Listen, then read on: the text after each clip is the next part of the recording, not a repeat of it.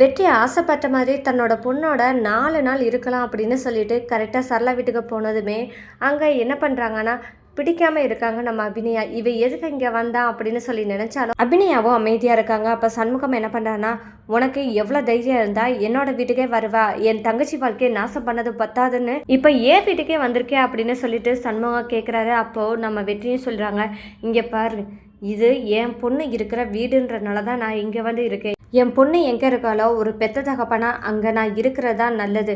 அதனால அந்த 4 நாள் இருக்கலாம் சொல்லி வந்திருக்கேன். இதை யாராலையும் தடுக்க முடியாது, ஏன்னு கேள்வி கேட்க முடியாது அப்படின்னு சொல்லும்போது தான் அங்கே நம்ம சண்முகம், உனக்கு எவ்வளோ தைரியம் தான் என் தங்கச்சிக்கே துரோகம் பண்ணிட்டு நீ வந்து இப்படியெல்லாம் பேசுவா அப்படின்னு சொல்லி கேட்கும்போது தான் அப்போ வெற்றி சொல்கிறாரு, எனது உன் தங்கச்சிக்கு துரோகம் பண்ணியிருக்கேனா?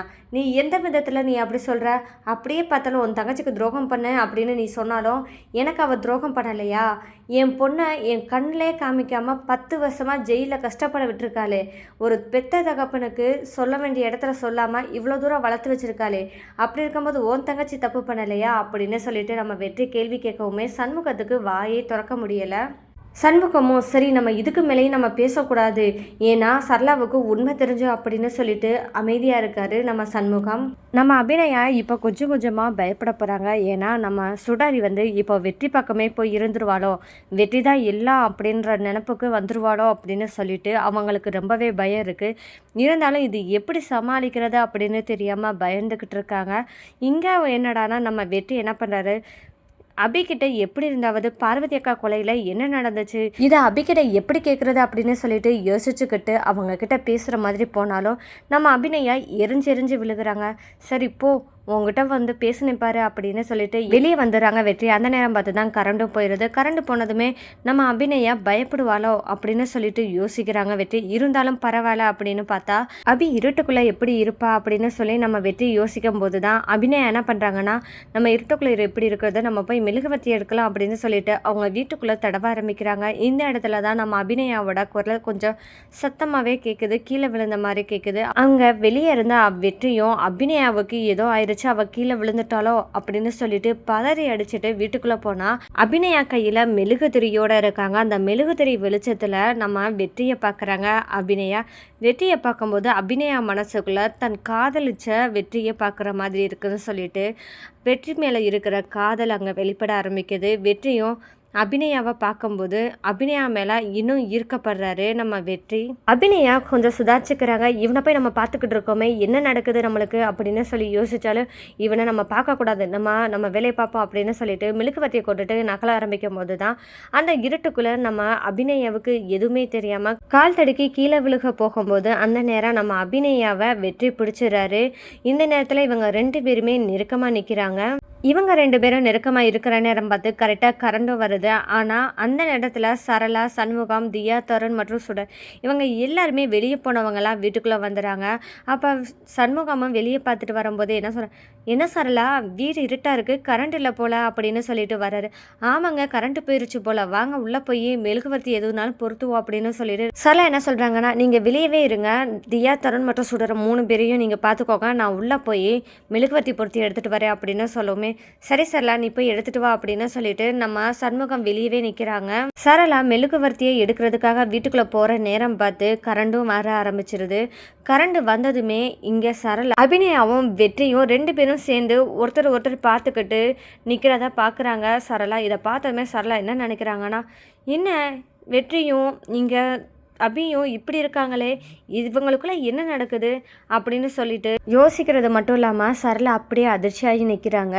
அந்த நேரம் பார்த்து கரண்ட் வந்துருச்சா, கரண்ட் வரவுமே அப்பா கரண்ட் வந்துருச்சு வாங்க வீட்டுக்குள்ளே போகலாம் அப்படின்னு சொல்லிட்டு சண்முகத்துக்கிட்ட தருண் சொல்லவுமே, ஆமாப்பா வாங்க உள்ளக்க போகலாம், கரண்ட் வந்துருச்சு, எவ்வளோ நேரம் பூஜை முடிகிறதுக்கு அப்படின்னு சொல்லிட்டு நம்ம சண்முகம் குழந்தைகளை கூட்டிகிட்டு வீட்டுக்குள்ளே வர நேரம் இவங்க 2 பேருமே ஒருத்தர் பார்த்துக்கிட்டு ரொமான்ஸ் மோடில் இருக்கிறத நம்ம சண்முகமும் பார்த்துறாரு.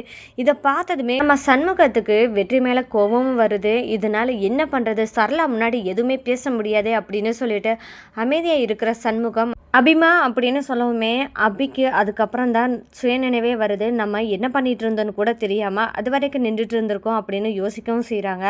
அப்போ தன்னோட அண்ணியும் பார்த்துட்டாங்களே அப்படின்னு சொல்லிட்டு கொஞ்சம் யோசிக்கவும் செய்கிறாங்க. இதை எப்படியாவது சமாளிக்கணும் அப்படின்னு சொல்லிட்டு, அண்ணா நான் தெரியாமல் கீழே விழுக போனேன்னு சொல்லிட்டு இவர் பிடிச்சிட்டாருண்ணா அப்படின்னு சொல்லிட்டு நம்ம அபிநயா சமாளிக்கிறாங்க. அப்போ நம்ம சரளாவுக்கு கொஞ்சம் டவுட் ஆகுது. இருந்தாலும் வெற்றி கிட்ட இதை காமிக்க முடியாதே அப்படின்னு சொல்லிட்டு கொஞ்சம் அமைதியாக இருந்தாலும் தன்னோட வீட்டுக்காரர்கிட்ட பேசிக்கலாம் அப்படின்னு சரளா நினைக்கிறாங்க. அப்போது சரிங்க தம்பி நீங்கள் சாப்பிட்டீங்களா அப்படின்னு சொல்லிட்டு வெற்றிகிட்ட கேட்குறாங்க.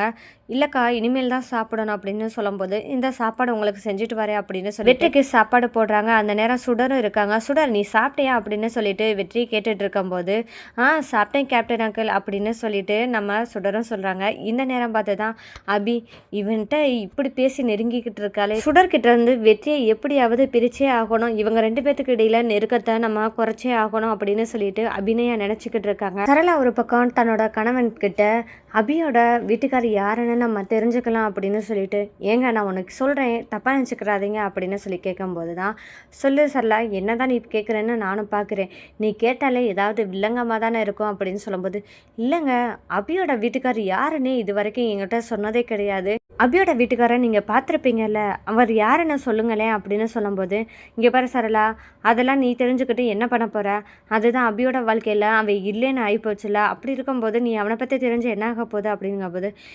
இல்லைங்க இந்த மாதிரி அபிநயாவும் நம்ம சுடரும் தனியாக இருக்கிறத பார்த்தா கொஞ்சம் சங்கட்டமாகவே இருக்குது, பேசாமல் அபிக்கு இன்னொரு வாழ்க்கை ஏற்படுத்தி கொடுத்தா என்ன இருக்குது அப்படின்னு சொல்லிட்டு நம்ம சரளா சண்முகத்துக்கிட்ட சொல்கிறாங்க. இதை கேட்டதுமே சண்முகம் அதிர்ச்சி ஆகுறாங்க. சரளா நீ என்ன நினச்சிக்கிட்டு இருக்க, எப்படி உன் புத்தியெல்லாம் இப்படி போகுது, அபிக்கு இன்னொரு கல்யாணம் பண்ணணும்னு சொல்லிட்டு எப்படி நினைக்கிற அப்படிங்கும்போது, இல்லைங்க அபி இனி ஜெயிலுக்கு போயிடுவா, அப்படி இருக்கும்போது சுடரை யார் பார்த்துப்பா அப்படின்னு சொல்லி கேட்கும்போது, ஏன் சுடரை நான் பார்த்துக்க மாட்டேனா, அவன் மாமனாக இருந்து நான் பார்த்துக்க மாட்டேனா, இந்த மாதிரி சண்முகம் கேட்கும்போது சரளா என்ன சொல்கிறாங்கன்னா, ஆமாம் நீங்கள் பெற்ற 2 பிள்ளைங்களையும் உங்களால் பார்க்க முடியலை, இதில் உங்கள் தங்கச்சி மகளையும் பார்க்க போகிறீங்களா அப்படின்னு சொல்லிட்டு சரளாவும் சொல்கிறாங்க. இதை கேட்ட சண்முகம், சரளா வாய் அதிகமாக பேசாத, ஓ வேலை ஏதோ அதை மட்டும் பாரு அப்படின்றாங்க. இருக்க நம்ம சண்முகத்துக்கு இனி வெற்றி இந்த வீட்டிலே இருந்தால் அபிக்கும் வெற்றிக்கும் இடையில ஏதாவது ஒன்று நடந்தால் கூட சரளாவுக்கு இவங்க 2 பேரும் பற்றின உண்மை தெரிஞ்சிடும். இதனால சுடருக்கு வெற்றி தான் தன்னோட அப்பான்னு தெரிஞ்சால் சுடர் வெற்றியை விட்டு பிரிய மாட்டேன், தன்னோட அப்பா அப்படின்னு சொல்லிட்டு விட்டு கொடுக்காம இருந்துருவாளோ அப்படின்னு சொல்லிட்டு சண்முகம் பயப்பட ஆரம்பிக்கிறாரு. இதனால சண்முகம் என்ன பண்ணுறாருன்னா, வெற்றியை எப்படியாவது வீட்டை விட்டு வெளியே அனுப்பணும் அப்படின்னு நினைக்கவும் செய்கிறாரு.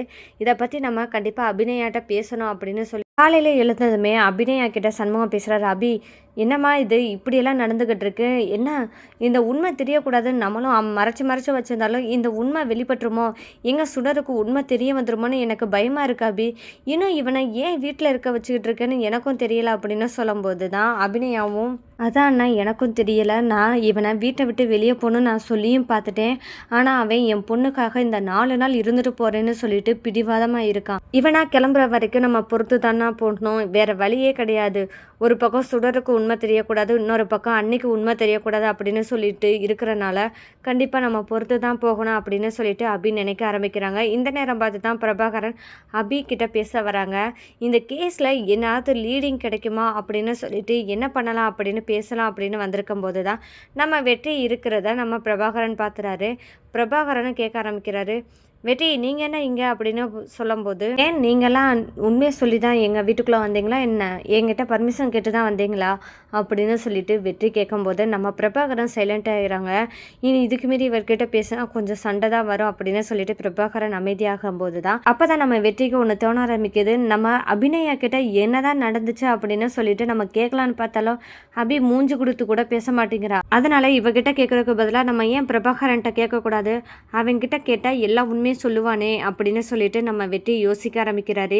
இனி வெற்றியும் பிரபாகரன்ட்ட உண்மையை கேட்டு தெரிஞ்சுப்பாரா, உண்மையை கேட்டு தெரிஞ்சுக்கிட்டா இனி அடுத்ததாக நம்ம அபிநயாவை பார்வதியோட கொலைகேஸ்லேருந்து மீண்டு வர்றதுக்கு ஆதாரத்தை தேடுறதுக்கு பிரபாகரனுக்கு உதவி செய்வாரா அப்படின்றதாங்க இனி வரப்போகிற எபிசோடில் அடுத்தடுத்த ட்விஸ்டாக இருக்க போது. இந்த மாதிரியான சுவாரஸ்யங்களை நீங்கள் தெரிஞ்சுக்கணும், மறக்காமல் நம்ம சேனலை சப்போர்ட் பண்ணி ஆதரவு தெரிவி.